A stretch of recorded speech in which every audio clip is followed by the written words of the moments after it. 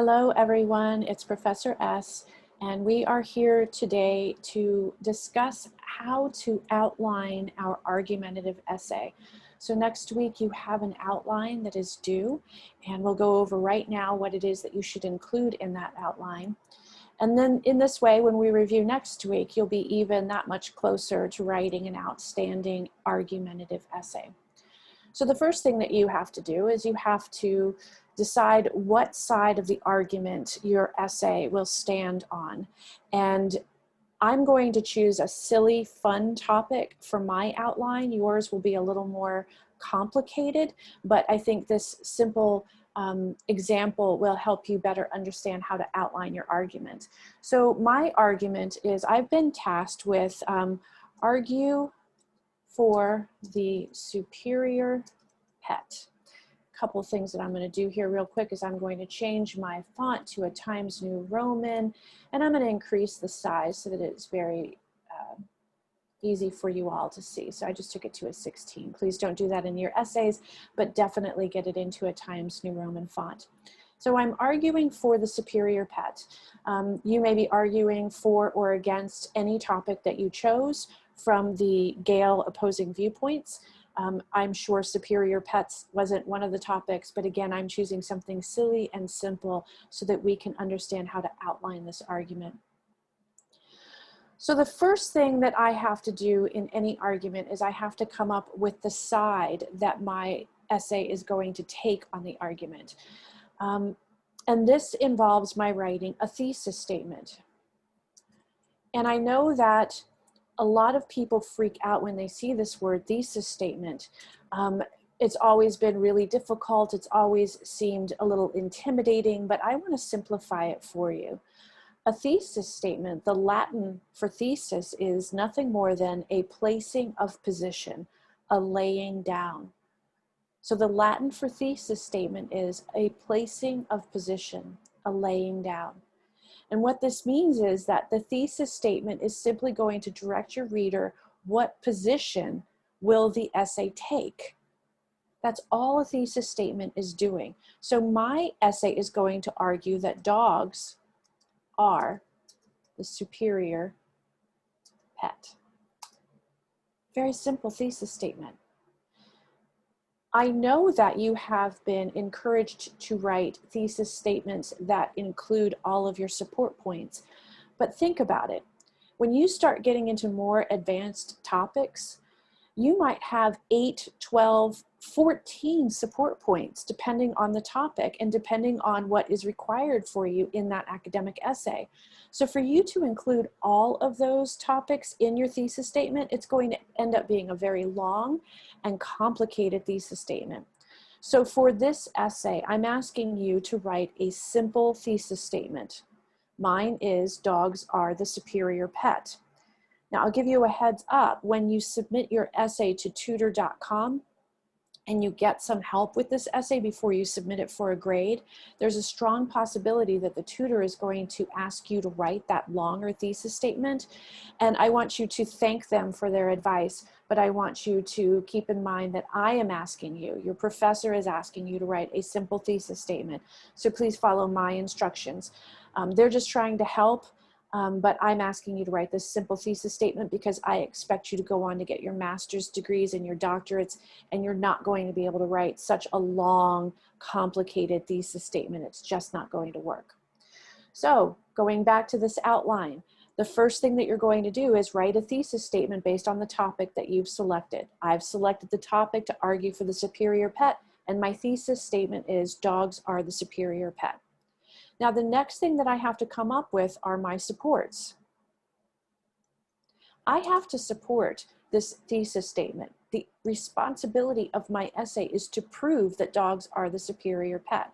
So my supports, I can also call them proofs, are paragraphs that argue how and why dogs are the superior pet.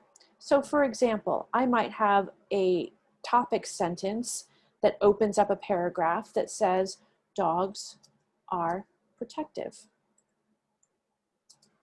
In this paragraph, I'm going to outline how dogs are protective and why that's important. I might use a personal experience. I might use research of how, some houses aren't broken into because there's a dog barking on the other side, no matter the size of the dog, that the dog is something that keeps someone from breaking into a home. I can use anything in my paragraph after I say dogs are protective to prove that dogs are protective. But I also want to show you how this topic sentence relates back to the thesis statement. Dogs are the superior pet. Why? Because dogs are protective. Now, I can't just have one support or one proof in my argumentative essay. Let's see, I'll do support 2, and let me go up here and put this as support 1. So for your argumentative essay, you must have at least 2 supports. That's just for this assignment that we're doing in the class. I would venture to guess, though, that if your topic requires more supports, that you can include those in your essay. For the outline, you're only required to have 2. So my second support will be that, let's see, dogs are playful. So I find dogs to be the superior pet because they are playful. So this topic sentence, this support, this proof relates back to the thesis statement. And in this paragraph that comes after this topic sentence, I'm just going to talk about all the different ways that dogs are playful. I might use a personal experience, for instance, how I taught my dog to play Frisbee.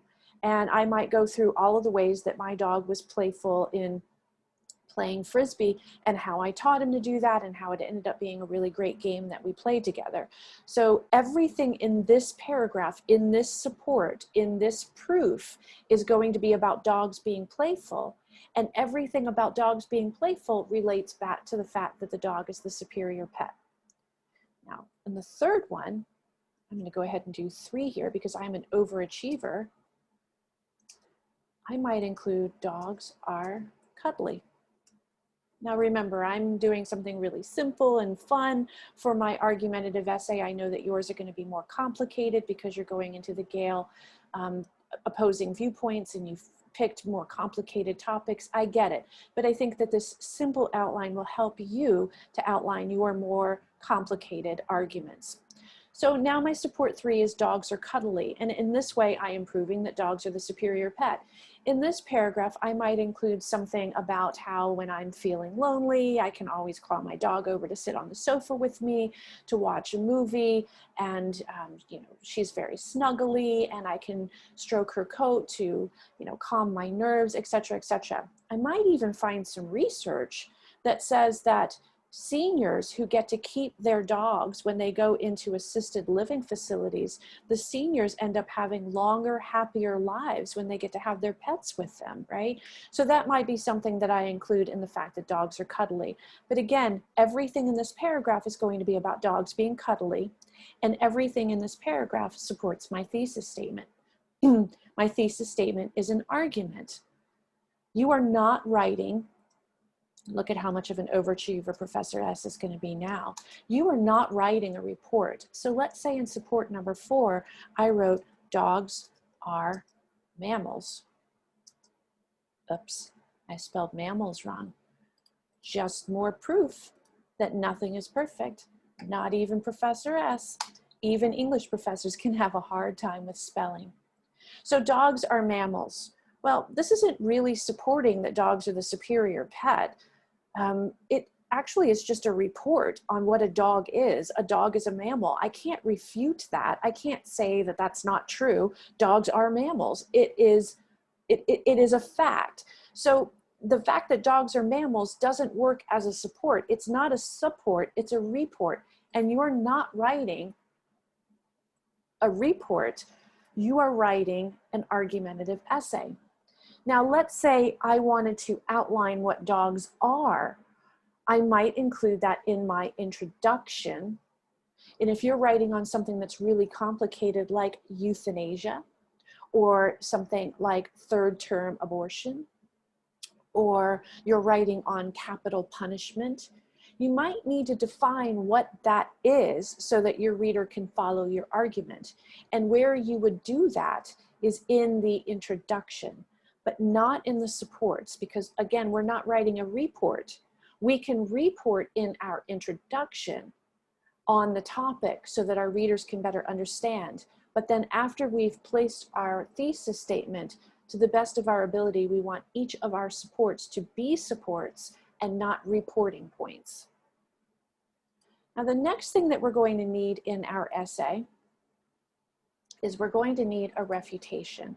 And this is something perhaps quite new to some of you. A refutation is where the writer acknowledges that there is another side to the argument. And it's one of the ways that we avoid fighting, and it's one of the ways that we stay very logical and argumentative, is that we recognize that there is another side to the argument. So some people think that cats are the superior pet. I don't want to offend those people. I'm not going to be a person who hates people who hates cats. I mean, who hates people who prefer cats. And I'm certainly not going to be a person who ridicules people who prefer snakes and think that snakes are the superior pet. I'm not writing a fight. I'm not on the Jerry Springer show. I'm in college writing an academic essay. And in doing so, I need to acknowledge that there is another side to my argument. And I know that for all of your arguments, there is another side. So in the refutation, I am just going to acknowledge that other side. And I might say something like, many people prefer cats as pets. And I'm just acknowledging that there's another side. And we'll talk more about how to build that refutation, because no paragraph is a single sentence in academic writing. And we'll talk more about what to do in the refutation. But for your outline, I just want you to list as many things as you can come up with about this one. Some people are allergic to dogs.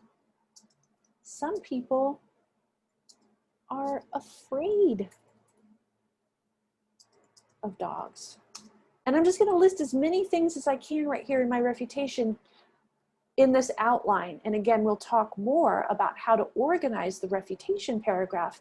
But what you're being asked to do now for the outline is to list as many other sides to your argument as you would like. And I would say to have at least 2 or 3 for what you submit.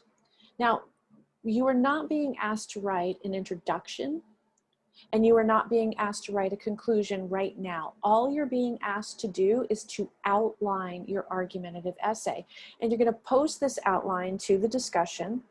And then next week when we meet again, I'm going to go through everyone's outline, provided that we have the time to do that. And as I'm going through the outlines, I'll be brainstorming with you. I'll be reviewing the thesis statements and making sure that those thesis statements take a side. I'll be looking at the support points and making sure that they genuinely are support points and they're not report points. I'll be going over the refutation with you. And we'll be doing all kinds of brainstorming and learning next week when we review in class the outlines. So for right now, all you're doing is outlining your argument. Writing the introduction and writing the conclusion, those things will come later. So here it is. This is how you outline your argument. This is what we will review next week. I will provide for you this sample in the discussion. Your discussions will be a little more complicated because you're choosing more in-depth topics than what is the superior pet. All right, thank you so much for listening.